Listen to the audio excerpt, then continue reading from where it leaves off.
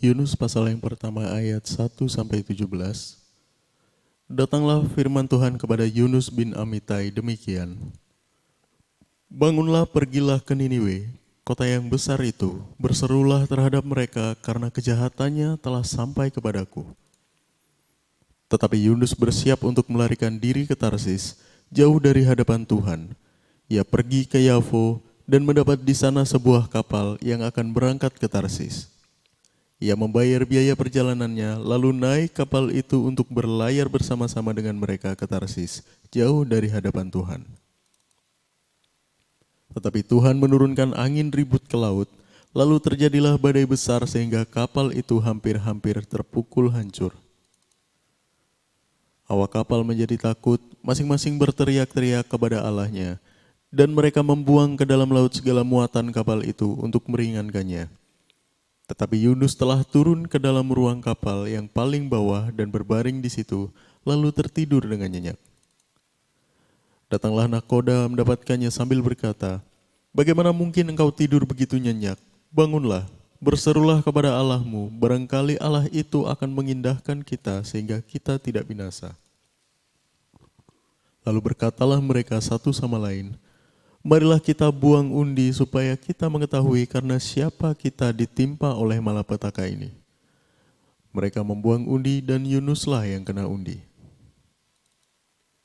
Berkatalah mereka kepadanya, "Beritahukan kepada kami karena siapa kita ditimpa oleh malapetaka ini.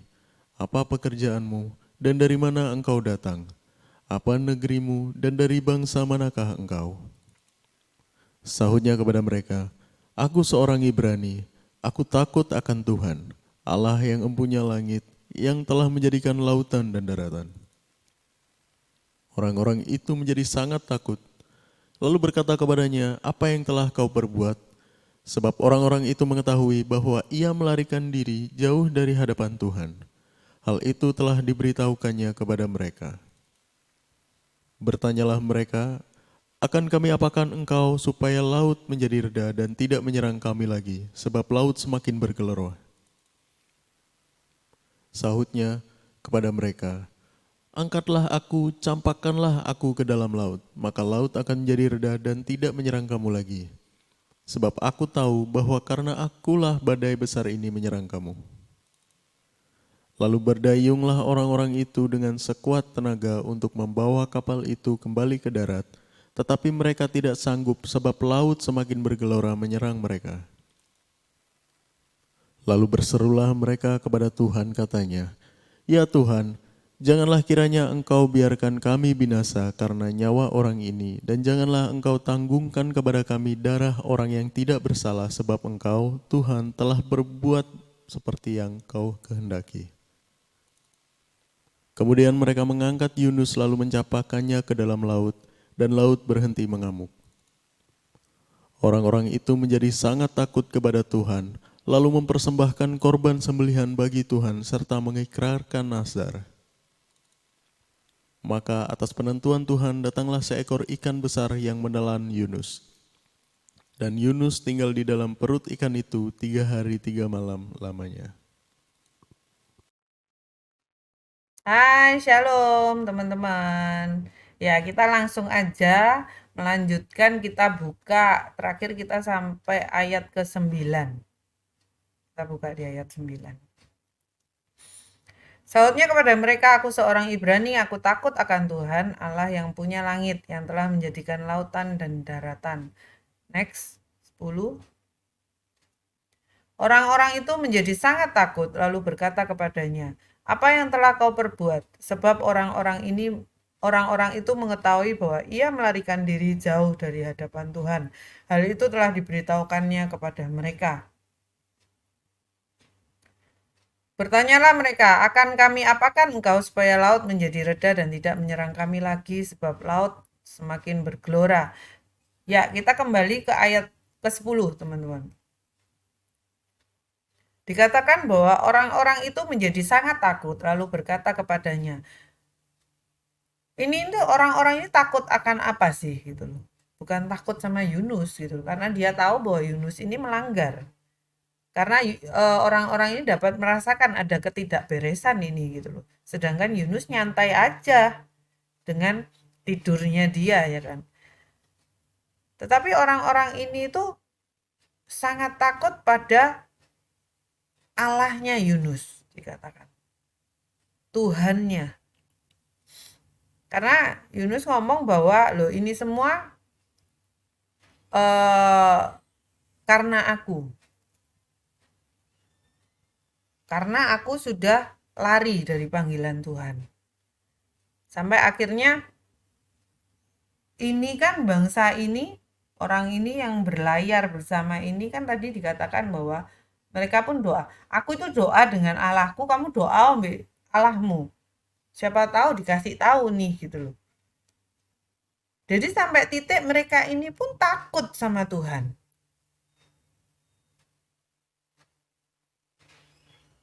Sampai nanti di akhir kita tahu bahwa mereka itu takut. Untuk buang Yunus aja mereka pun takut. Karena takut apa? Jangan-jangan keliru nih buang. Serba takut, serba nggak ngerti orang-orang ini apa yang mau dikerjakan ya kan. Mereka dapat menangkap ketidakberesan, tapi nggak ngerti jalannya itu harus seperti apa.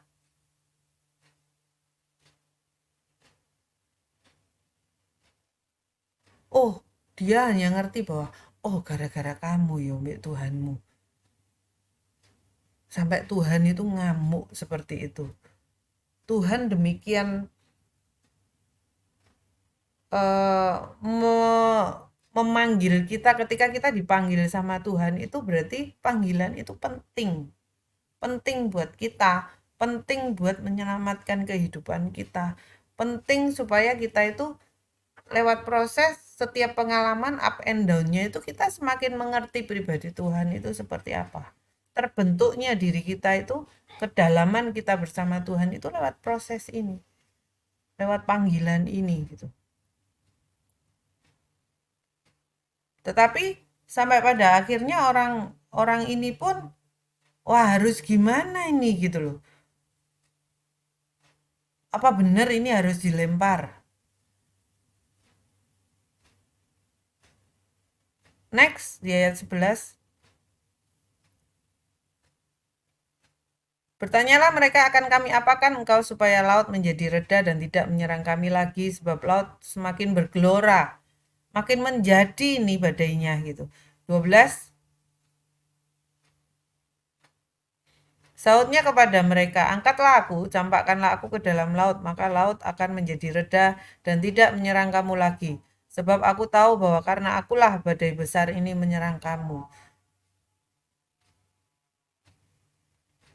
Di sini tidak diceritakan bahwa Yunus ini meminta ampun sama Tuhan, doa dulu sama Tuhan.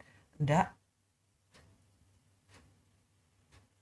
Apakah Yunus dengan melempar Yunus ke dalam laut, apakah itu memang dari suara Tuhan?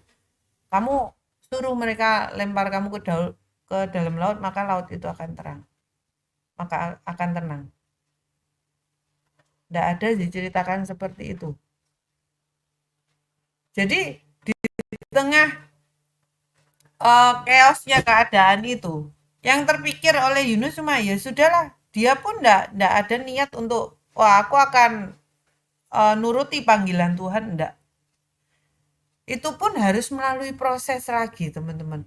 Ingat teman-teman, ketika kita menolak satu hal dari Tuhan, menolak 2 hal dari Tuhan, 3 hal dari Tuhan, itu tuh menjadi sebuah, kalau saya membahasakan itu apa ya, seperti sebuah ikatan. Ikatan yang tidak bisa dengan sendirinya itu lepas dan akan kembali seperti normal langsung gitu, enggak. Tapi itu perlu perjuangan lagi, perlu proses lagi. Berjuang lagi dari awal.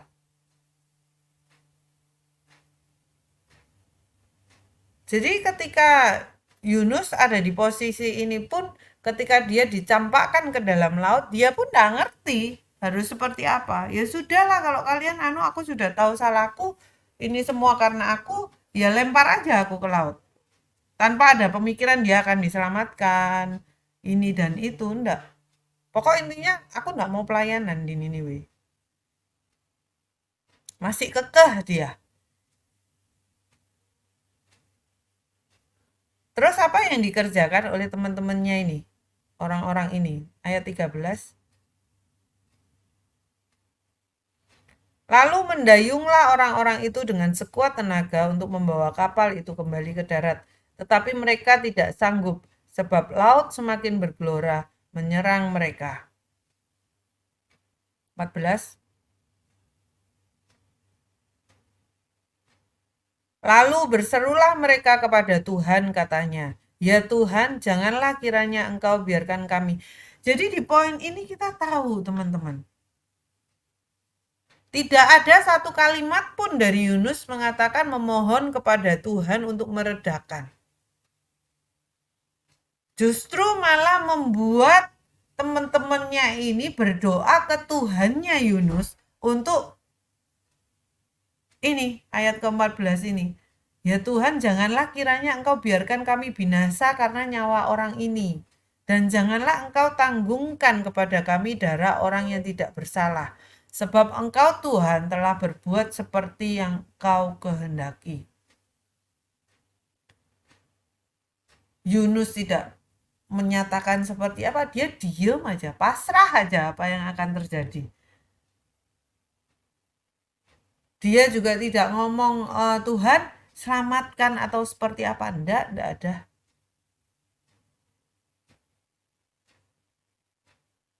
Teman-teman, ketika proses kehidupan kita itu terjadi, mau itu baik, mau itu buruk, itu tetap ujungnya itu akan memuliakan nama Tuhan. Ketika kita itu ada panggilan di dalamnya. Bagaimana lewat kejadian Yunus ini kita lihat bahwa kalau kita lihat secara ini ya, aku enggak bisa yang dalam seperti apa, cuman aku gambar dari ayat ini saja, membuat orang-orang di sekelilingnya berdoa atas nama Tuhan. Tuhannya Yunus. Mereka aja bisa menangkap bahwa betapa luar biasanya Tuhan kita itu. Tapi kitanya sendiri menyia-nyiakan itu semua. Sampai akhirnya mereka pun masih berusaha. Sebelum menyerahkan itu ke Tuhan, mereka itu masih berusaha. Di ayat ke-13 kita lihat. Mereka mendayung sedemikian rupa, padahal kan sudah dikasih tahu nih sama Yunus, campakkan saja aku ke laut. Mereka tidak segera mencampakkan itu. Mencampakkan si Yunus ke dalam laut. Mereka masih berusaha ya apa menyelamatkan si Yunus. Apa yang dikerjakan Yunus? Itu sebuah pertanyaan. Apakah dia tetap nyantai aja duduk seperti ketika badai datang, dia tetap tertidur nyenyak?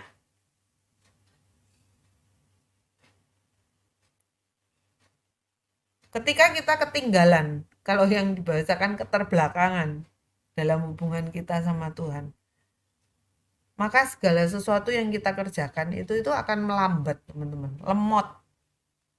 Nggak bisa tak tak tak tak. Oh, aku tahu salahku ini. Oh, ini yang harus diperbaiki. Enggak. Membuat seakan-akan dunia itu melambat. Keputusannya lambat, eksekusinya lambat, semuanya itu serba lambat. Dan di situ pun aku tahu aku sedang bermasalah, teman-teman. Jadi kita bisa melihat tanda itu gitu. Dan ketika kita sedang dalam proses seperti itu, mau orang siapapun mau membantu kita, itu tidak akan menyelamatkan kita, teman-teman. Saya teringat dengan pengalaman pribadi lagi nih, teman-teman. Pada enggak tahulah tahun berapa itu, ketika kami suami istri bangkrut, jatuh di dunia ekonomi, usaha, itu kesalahan ada pada kami, teman-teman. Karena enggak ada cek stok segala macam itu tidak kami lakukan. Makanya bisa kelolosan. Jadi ceritanya barang ini dicolong orang gitu. Sampai akhirnya yang kita andalkan adalah manusia. Kita hadap ke teman-teman, kita datang ke senior kami dengan harapan kita itu akan dibantu diselesaikan utangnya segala macam. Itu kan barang-barangnya orang. Kita dipercaya untuk ngelilingin barang itu. Nah, ketika barang ini hilang, kita itu harus bertanggung jawab. Bagaimana bentuk pertanggungjawaban kita? Yang ada pada pikiran saya dengan suami saat itu, ya apa caranya punya uang untuk membalikan itu. Kita datang dengan maksud, wah ketika aku datang, mungkin tidak ditolong. Menghadap, cerita, dan pada akhirnya sebelum menghadap itu pun sudah nyari sana sini kan. Tidak ada satupun yang nolong kok. Dan dengnya itu, mengertinya itu ketika menghadap senior, kita ngobrol segala macam, jawabannya adalah bukan dibantu untuk melunasi itu. Seringkali kita itu terjebak dengan yang namanya, kalau aku datang ke kamu, aku datang ke gereja, aku datang persekutuan atau apapun komunitas kita, pokok apapun urusanku itu diberesin, tanpa kita pertimbangkan bahwa didikan itu perlu loh dalam kehidupan kita. Tidak bisa sekedar orang datang kita tolong, orang datang kesusahan kita bantu. Tetapi yang benar adalah ketika ada didikan di dalamnya. Ketika kami datang, bukan berarti kita itu wah dapat pinjaman uang diberesin, enggak. Kita dikasih tahu langkah-langkahnya. Yang benar itu kamu hadap ke bosmu ini. Bos ini bahasanya orang yang minjemin barang ini. Datang, akui barangmu hilang, kamu harus mengganti berapa, tanda tangan semuanya. Ikuti alurnya. Itu harus diikuti alurnya. Ketika kita mau pakai jalan pintas, itu nanti ujungnya bulet, teman-teman. Seakan-akan beres di satu sisi, tapi pribadi kita, hati kita tidak akan beres. Tapi justru ketika kita berani menghadapi itu, kami menghadapi itu, hadapi, kok gini, wah mau disalahin seperti apa, diilok no ya, dijelek-jelekkan, mau dipolisikan segala macam loh, kita terima itu dan kita pun merespon. Saya enggak lepas tanggung jawab, saya tetap akan bayar itu, tapi kasih waktu. Jadi ada negosiasi di sana yang harus kita pelajari di sana. Kita belajar untuk menyelesaikannya lewat tahap-tahap langkah-langkah yang benar. Jadi bukan sekedar ketika kita datang kepada gereja, datang kepada komunitas, kita minta diselesaikan masalahnya, berarti itu harus selesai tuntas. Tidak bisa teman-teman, dan jangan pernah kecewa ketika ditolak. Karena itu tidak akan mendidik kita. Tapi justru ketika kita itu harus diajari untuk menghadapi itu semua, itu justru membawa kita satu langkah lagi. Kita masuk dalam kedalaman mengenal Tuhan itu siapa. Sampai pada akhirnya kita mengalami pemulihan itu. Yang kita bayangkan seperti yang awal ya, saya katakan, ketika kita diutus kemana, yang kita bayangkan yang ruwet-ruwet dulu. Wah kalau aku ngadep, aduh, kalau dipenjarakan seperti apa, kalau begini tuduh begini, wah skenario yang jelek itu sudah gambarannya banyak. Tetapi melangkah dulu, harus melangkah dengan benar, satu step aja benar, maka kamu akan melihat tuntunan-tuntunan Tuhan. Maka kamu akan melihat bagaimana mujizat demi mujizat, tanda-tanda ajaib itu kita alami. Itu yang saya alami bersama suami. Ketika kita membereskan masalah kebangkrutan ini, kita dapat banyak hal. Kita pun dapat melihat, loh, ternyata Tuhan sertai ya. Kita melihat bahwa, loh, sampai titik sekarang Tuhan tetap bekerja ya ternyata. Loh, Ternyata yang harusnya hutang itu harus dalam berapa tahun, 5 tahun baru lunas. Dalam setahun sudah beres loh. Loh dari mana itu semua datang? Loh itu semua mustahil. Jadi seperti yang digambarkan di ayat ini ketika teman-temannya ini yang satu kapal ini berusaha, tidak dicampakkan, berusaha masih menyelamatkan. Jangan sampai kita memindahkan beban kita kepada orang lain, teman-teman. Orang lain maksudnya itu bantu, iya. Tapi jangan sampai kita itu menggunakan kesempatan niat baik seseorang itu dengan memindahkan beban kita ini loh ke orang lain. Tidak baik, jangan. Tapi kita sendiri yang harus menyelesaikan masalah itu. Jadi di ayat ini yang bisa saya gambarkan, Yunus ini memindahkan bebannya itu kepada orang-orang ini. Mereka yang berjuang, ya apa caranya itu menyelamatkan Yunus. Mereka masih berdoa loh sama Tuhan. Tuhan, jangan sampai kamu itu ngamuk sama kami. Kami itu enggak tahu apa-apa.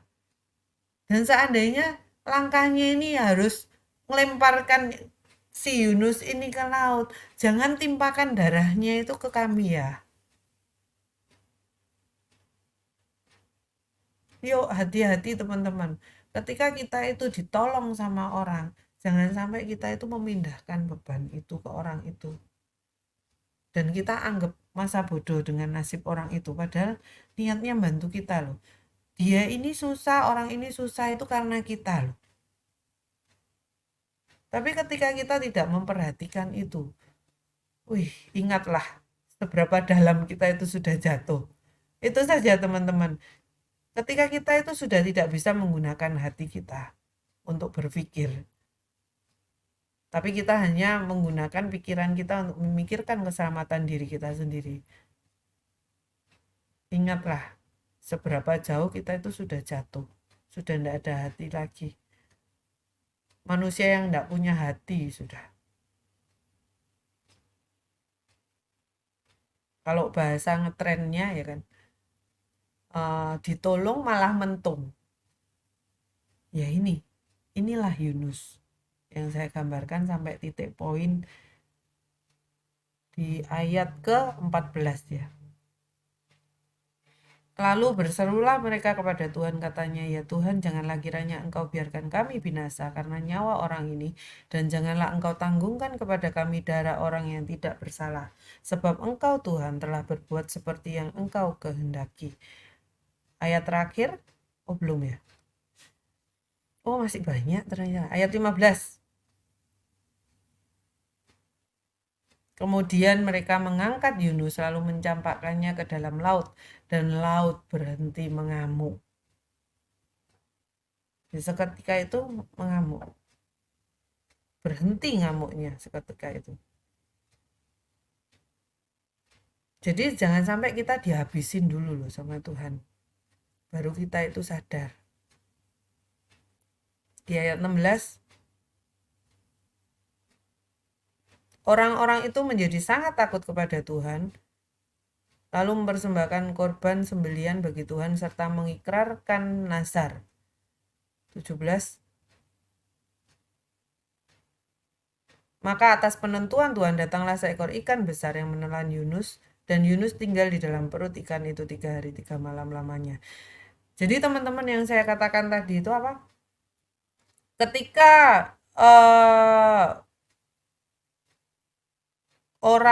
jadi Tuhan itu bisa memakai kegagalan kita atau keberhasilan kita untuk menyelamatkan orang lain.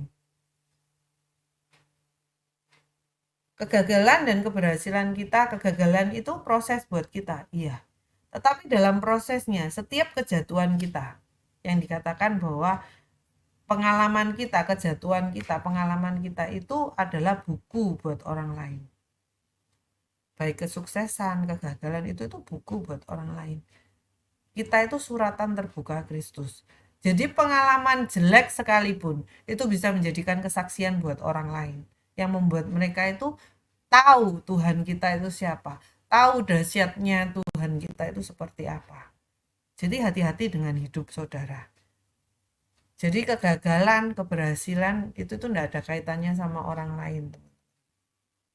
Jadi enggak usah menganggap diri terlalu tinggi bahwa kamu dibutuhkan karena keberhasilanmu. Jangan pernah takut untuk bersaksi tentang kegagalan. Karena justru dari kegagalan, orang itu dapat melihat perubahan apa yang terjadi dalam kehidupan kita. Itu saja yang mau saya sharekan. Thank you teman-teman, selamat malam, Tuhan berkati.